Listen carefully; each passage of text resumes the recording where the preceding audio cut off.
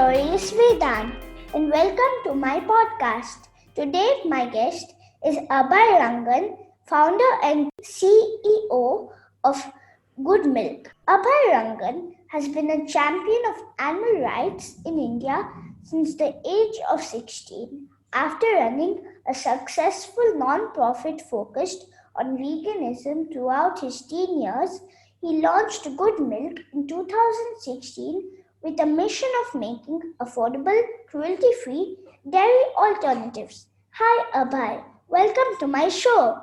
Hi Vedant, thank you so much for the kind introduction and I'm so excited to be here. Thank you for having me. You're welcome. So Abhay, I'm curious to know how you learned about veganism and how long it took to start Goodmylk. My father and mother, they learned about veganism in 2010, I think. And my father saw a cow walking on the street, and the cow was pregnant, and she was just walking so heavily. And he just wondered, what happens to all the animals in the dairy industry? And after doing some more digging on the internet and looking at videos and undercover investigations about what happens to cows and other animals in dairy farms, we were just really shocked. And we decided that we would go vegan then. And I decided that I'd go vegan a little after my mother and father did it. And about 6 months later, my sister and I also went vegan. So it was January 1st for us. It was a New Year resolution. And that's how we got to be vegan. How Goodmylk started was that I would go and do awareness campaigns on the street. I would give people leaflets that said, why you should be vegan. And I would talk to people about what happens to animals in dairy farms and slaughterhouses where animals are killed. And some people would come up to me and say, hey, Abhay, it's really nice that you want to be vegan, but so many of these alternatives for vegan products are so costly. And I don't think I can be vegan because they're very costly. And I went back home and I spoke to my mom, and we realized that it was actually true. Vegan options were so costly and they didn't actually work like dairy products also. So we decided we wanted to start a company that would make good vegan products that work like dairy. And then we wanted to make them at an affordable price and sell them in a way that isn't costly to many people. I'm not vegan yet, but I'm trying to get vegan. That's wonderful, Vedant. I think you have all the support you need. And of course, a smart person like yourself and a compassionate one, I think you're well on your way to being a champion for the animals yourself. Thank you for saying I'm so smart. Of course. What is the process of making plant-based milk and curd? So it is actually a lot like making milk and curd, processing milk and curd from cow's milk as well. So just like with curd, you need to add probiotic bacteria to milk, and then it undergoes a process called fermentation and becomes curd. It's the same thing with plant-based milk and plant-based curd. The only thing that is a difference is in the beginning, when you have to first take the milk from the bean or the nut or the grain, and what you do is you usually crush it with water and then remove the solids, and what you're left with is a milk. So everything else is the same. In milk we have this process called pasteurization. That's when you heat the milk and kill all the bad bacteria in it. And you have homogenization. That's where you make the milk more consistent. So all of these things are also happening with plant-based milk. So you can actually make plant-based milk in a factory that makes milk too. So it's very easy to use existing manufacturing facilities all around India and all around the world. You just have to add some machines in the beginning, but everything else is almost exactly the same. So, how do you remove the bacteria from the milk? Do you remove it by hand, or do you have a special type of machine? You don't see the bacteria, right? So you can't actually remove it one by one. What you can do is you can kill all the bacteria by heating it. That's why, people boil water before they drink, for example. So when you boil water, when you boil milk, you kill all the bad bacteria in it. And that's how it becomes safe for drinking. So that's the same thing you do with plant-based milk as well. You boil it at a certain temperature and you kill all the bad bacteria. When I go out grocery shopping with my parents, I see that vegan milks cost more than milk. Why is it so? How are you able to make it affordable? That's a great question, Veda. So there are multiple reasons why plant-based milk is more expensive than dairy milk. I think the first one is simply how large dairy is and how small plant-based dairy is. So there is this concept called economies of scale, where the more you manufacture plant-based milk, the cheaper it becomes. So it is when you manufacture 1 lakh liters of milk, you're able to get that milk at a much lower price than if you manufacture only 10,000 liters of milk. So as plant-based milk becomes bigger and bigger, it is going to get cheaper with time. There is also the question of subsidies and taxation, because the government understands that dairy as a sector is employing so many people and giving them so many jobs. They give benefits to people who are running dairy companies. So they say, we will remove taxation for you. We will tax milk at 0%. And we will also give additional subsidies, and we will help you with loans. We will help you with low interest capital. We will help you with a whole host of things that make it cheaper for you to make your product. Because the government does not see that plant-based dairy is big enough yet and it's not providing enough jobs to people, they don't really care about the plant-based sector at this moment. So what we should do is we must focus our efforts on growing this place and becoming really big until the government also sees us as comparable to dairy. And then they also start giving us taxation benefits or subsidies. Eventually, with these two things, we will be able to achieve a price point that is very close to dairy. So you're saying it's just like milk, normal milk. So they keep on manufacturing because more people drink normal milk, so it gets cheaper. So it needs to be the same with the vegan milk, right? That is correct. So the more the number of people that consume vegan milk, the cheaper it becomes for everybody in the long run. Today it may not be cheap for everybody, but that is why we need people like you, me, and everybody else who believe in the movement and who adopt it early enough, and eventually with time it will also become almost the same, if not even lesser than cow's milk in terms of price.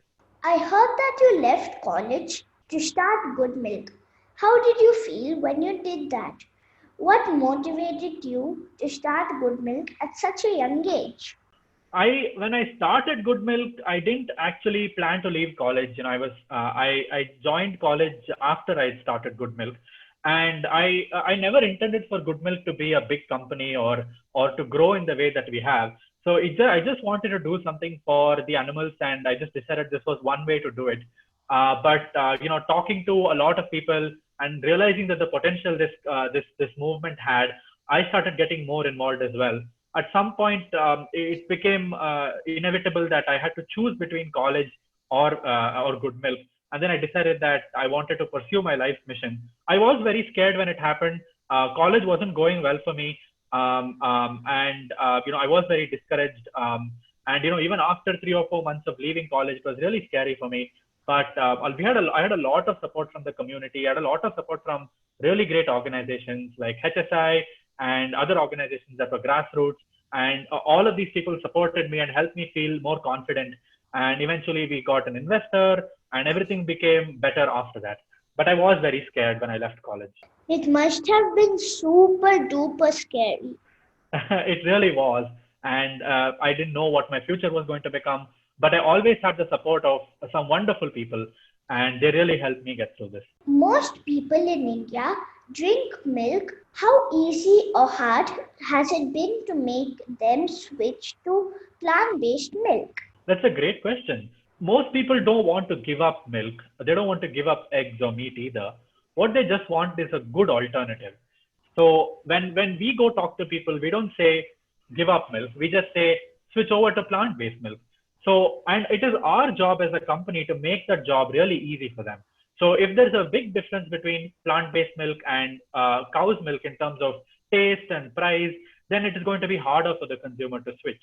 But if there is a small difference in taste and price, and eventually the goal is that there will be no difference in taste and price between plant-based milk and cow's milk, then for people it is a very easy choice to switch. So our job as a company is to make this friction in switching very low, as low as possible, hopefully zero. And most people are good people, most people are smart people. They understand that when they have the choice to make the right decision, it doesn't cost them that much to make that switch. I believe that most people will actually make it. So I am focused right now on making sure that this friction is as close to zero as possible. It is going to take time, but eventually I have full confidence that we will get there. Where all is Goodmylk available and how to order? So we are available on Amazon, we're available on Flipkart. We also have our own website. So even on our website, we deliver all over India. Our curd, we don't deliver all over India at this point, but we deliver it all over Bangalore. And when the lockdown's over, we will continue to deliver it in Chennai and other places. We are also present in a bunch of retail stores. So these are stores like Nature's Basket, Namdari's, and other stores around the country where you can walk in and take our product immediately. So our goal is also to be as widely present as dairy is present, right? So if you want to buy cow's milk in India, you just have to go to this shop in your neighborhood and just pick up the milk and come back home. For me, the long-term goal is I want to get to a point where anybody can go and pick up good milk from anywhere in their neighborhood, just like you can pick up milk today. What is your favorite animal and why? I think my favorite animals are cats. They're just really cute and they're small and they're so intelligent. But also, I have two other favorite animals. I have pigs and then I have fishes. Pigs are so intelligent. Some people have shown that pigs can even be more intelligent than dogs. And they're just smart creatures who feel happiness, joy, sorrow, pain, suffering. I've actually had the chance to interact with a few baby pigs, and they were just so adorable. And I think they just deserve all the care and protection that we can offer them. I have fish. Fishes are also part of my favorite animal because they're so diverse. And I feel really sad that most people don't understand fishes. Most people don't know that fishes are killed in such large numbers in the trillions, right? I can't even imagine how big a trillion is as a number. For me, I can understand a million, and a billion is 1,000 times bigger than a million, and a trillion is 1,000 times bigger than a billion. And we kill more than 2 trillion fishes every year. And for me, I think at some point in my life, I really want to help make the lives of fishes all around the world easier.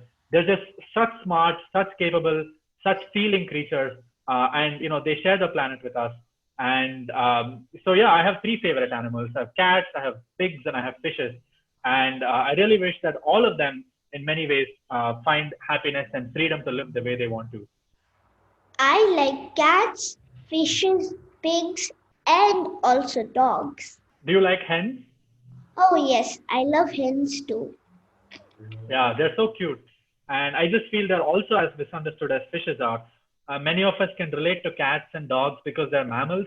But it is harder for us to relate to reptiles or birds or even fishes. And I hope one day we can all see them as the same as us morally. What are your hobbies? I'm a singer, Vedant. So I sing Carnatic music. So I have been singing for about 19 years now. I learned music from my father. I also try to take bike rides in Bangalore when the situation permits, and I'm definitely very much into just listening to music and performing it and singing it and experiencing art in as many ways as possible. Even I like art and singing and also listening to music. What is your favorite music? All music, Hindi and English. That is wonderful. Thank you so much for coming on my show. Thank you for having me, Vedant. I really enjoyed this conversation, and I can't wait to see this go everywhere. You're welcome. Dear listeners, follow my Facebook page, Curious Vedanth, to get updates on the upcoming episodes. To listen at leisure on your phone and get notified about future episodes, subscribe by searching for Curious Vedanth wherever you get your podcasts, such as Apple Podcasts, Spotify, Stitcher, Google Podcasts, iHeartRadio, and many more. You can also listen to my show on vedant.buzzsprout.com. Thank you for listening to Curious Vedanth, and don't forget to rate and leave comments.